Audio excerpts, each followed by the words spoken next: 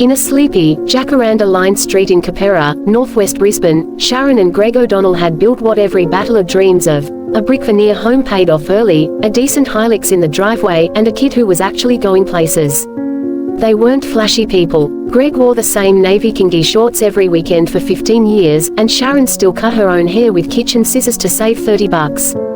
But they were proud, fair dinkum proud, of the life they'd scraped together.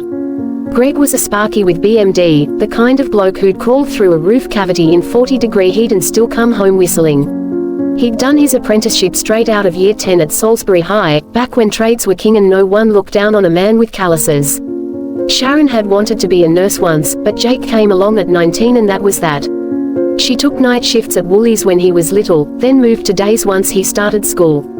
Every extra shift, every scrap of overtime, every tax return, it all went into the Jake Fund, a high-interest account they'd opened the day he was born. 800 grand. That's what sat in there by the time Jake finished Year 12 with an ATAR of 99.45. Not from lotto or inheritance, but from pure Australian grit, skipping holidays, driving cars till they were on their last legs, saying no to every shiny thing that caught their eye. Greg would sit on the back deck with a 4x Gold after work, staring at the balance on his phone like it was the footy scores. "That's our boy's ticket, Shaz," he'd say, voice thick. "No HECS debt, no share house hell in the city. He'll walk straight into medicine with a clear run." Jake was their miracle. Quiet, lanky kid with his dad's blue eyes and his mum's stubborn streak. Top of the state in chemistry, captain of the debating team, volunteered at the Mater Hospital on weekends. He'd already been offered early entry at UQ. The plan was set: move into college first year, then a little unit at St. Lucia once he settled. Sharon had even started collecting things for his room: a proper desk from IKEA, noise-cancelling headphones for study, the good kettle that boils in 30 seconds. Weekends were sacred. Greg would fire up the Weber while Jake mowed the lawn without being asked. Sharon made her famous potato bake with the extra cheese on top because growing boys need calories. They'd eat under the pergola, footy blaring on the outdoor telly, arguing over whether the Broncos would ever win another premiership.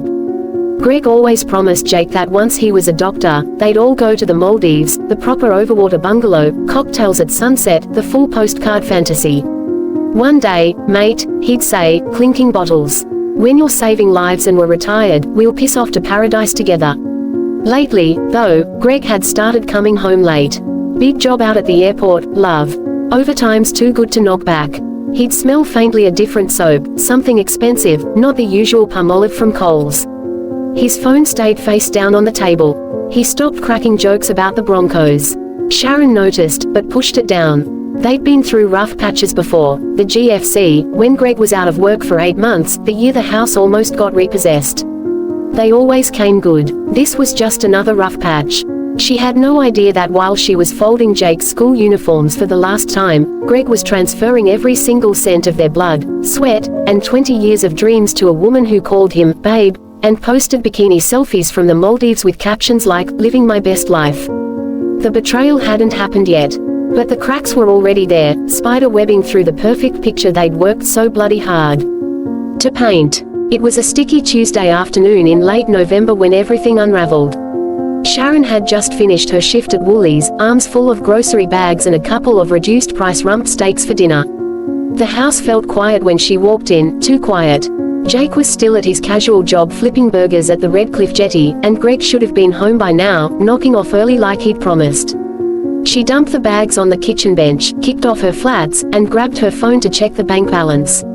They were due to transfer the first chunk of Jake's uni deposit soon, bond for a share house near St. Lucia. She opened the app, typed in the PIN, and the screen loaded. For a second she just stared, thinking it was a glitch. The balance read $47.32. Yesterday it had been over $800,000. Her stomach dropped like she'd missed a step on the stairs. Hands shaking, she refreshed the app. Same number. She scrolled through transactions, heart hammering. There it was, a series of massive international transfers over the past 48 hours, all to an account in the Maldives. Every single cent, gone.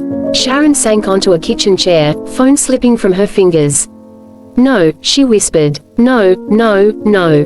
She rang Greg. Straight to voicemail. Again, nothing. She texted, "Where are you?"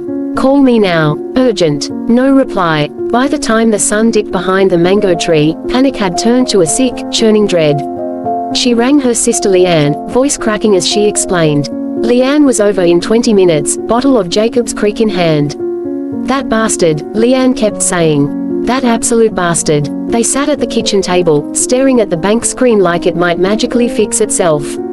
Sharon kept checking her phone, willing Greg to ring with some innocent explanation, hacked account, identity theft, anything. It was Leanne's husband, Davo, who dropped the bomb. He worked with a bloke whose missus went to the same gym as Greg.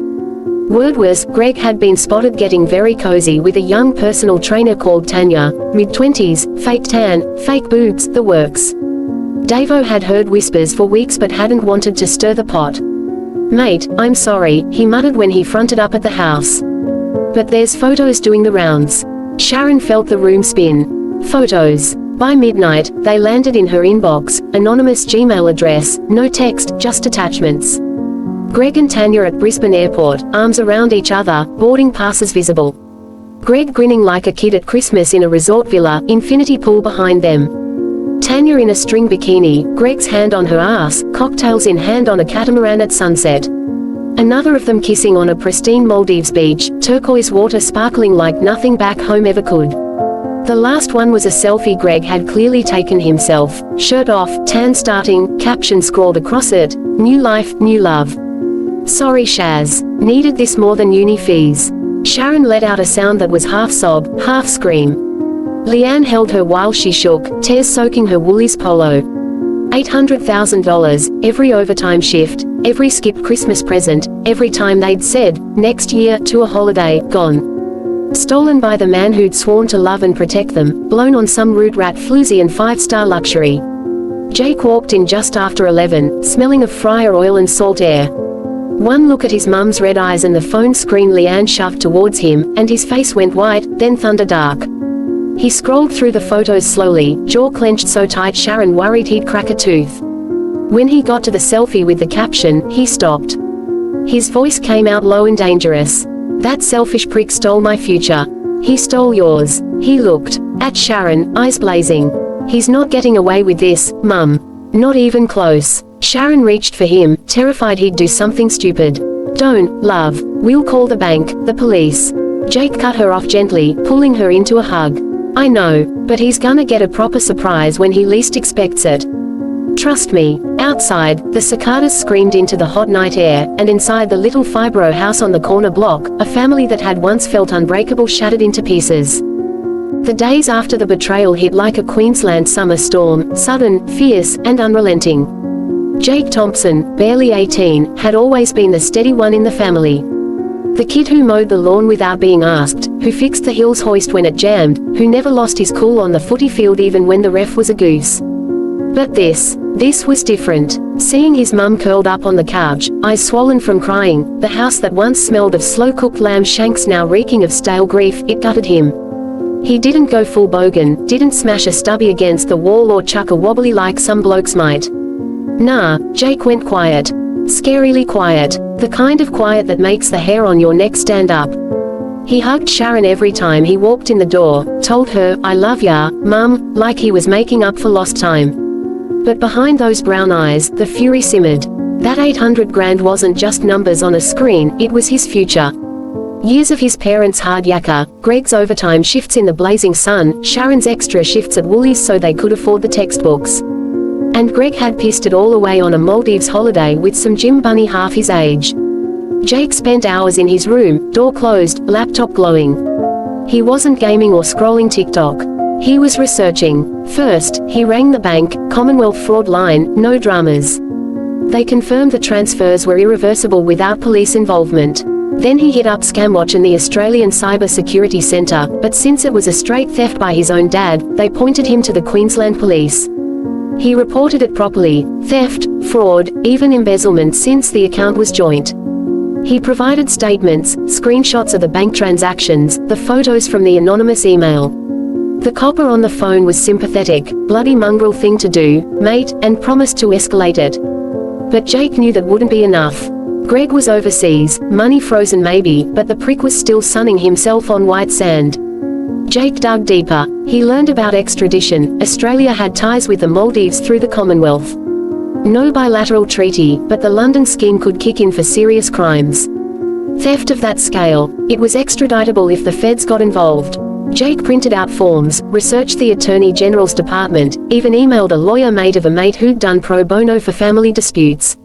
Nights blurred into mornings. He talked to his uncles, who were ropeable. That dead shit, they said. We'll help where we can. Jake's tech-savvy cousin, Mitch, helped him trace the money trail. Some of it had bounced through a Dubai account before hitting the Maldives resort.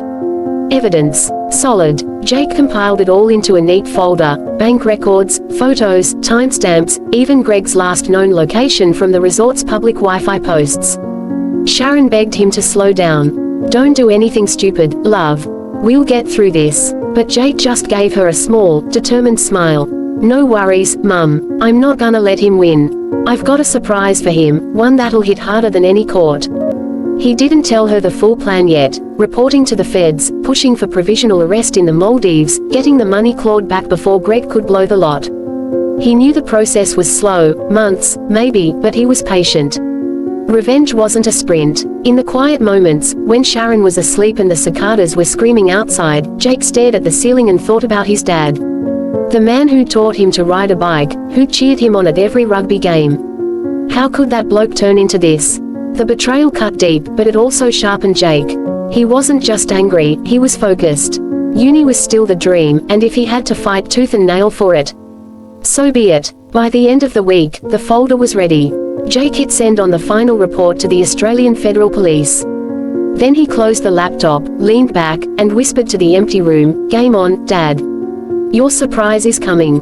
3 months dragged by in Redcliffe like treacle in winter. Sharon and Jake kept their heads down, rebuilding what they could. Jake smashed out a scholarship application for UQ medicine, full fees covered, plus a living allowance, and got the letter in February, accepted. Sharon went back to Woolies full-time, picking up extra shifts to cover the basics. The house felt empty without Greg's tools cluttering the garage, but it also felt cleaner, quieter. No more late nights waiting for excuses. Meanwhile, halfway across the Indian Ocean, Greg and Tanya were living the dream, or so they thought. They'd splashed cash like it was endless, overwater bungalow at a 5-star resort, private yacht charters, champagne breakfasts floating in the pool. Greg posted the odd photo on a new Instagram account, sunsets, lobster dinners, Tanya pouting in designer bikinis. He told himself he deserved it after years of grinding. Tanya called him, babe, and spent his money faster than he could check the balance. But Jake's surprise had already started ticking. The Australian Federal Police moved quicker than anyone expected. With Jake's detailed evidence pack, bank logs, transfer timestamps, the incriminating photos, even Greg's flight details, the case was solid. Theft over $100,000 is serious. Stealing from your own family made it personal. The AFP liaised with the Maldives Police Service through Interpol. A provisional arrest warrant was issued. The resort got a polite but firm visit from local officers one sunny morning in March. Greg was halfway through a mango daiquiri when 6 uniformed coppers walked across the deck. Tanya was getting a massage. Greg was alone, scrolling his phone. Gregory Thompson, the lead officer, asked in perfect English. Greg's tan drained to grey. Handcuffs clicked before he could finish stuttering. Tanya came running in a towel, screaming, but the officers weren't interested in her dramatics. Greg was escorted off the island that afternoon, barefoot and humiliated, guests filming on their phones. Extradition took another month, paperwork, hearings, the works, but Australia wanted him back. The money trail helped. Most of the $800K was frozen in resort accounts and offshore holdings before they could blow it all. Roughly $620,000 was recovered and returned to the joint account, now solely in Sharon's name. Greg landed at Brisbane Airport in May, flanked by federal agents, looking 10 years older. The media were waiting. Channel 9, A Current Affair, The Courier Mail. Dad flees to Maldives with son's uni savings, screamed the headlines. Neighbors who'd once shared Barbies now crossed the street. The RSL banned him. His mates at the pub turned their backs. Court was brutal. Theft, fraud, aggravated by breach of trust. The judge didn't hold back. You robbed your own child of his future for a selfish fling. Greg got 4 years, eligible for parole in 2. Tanya, she'd ghosted him the second the cuffs went on, catching the next flight to Dubai with whatever cash and jewelry she could carry.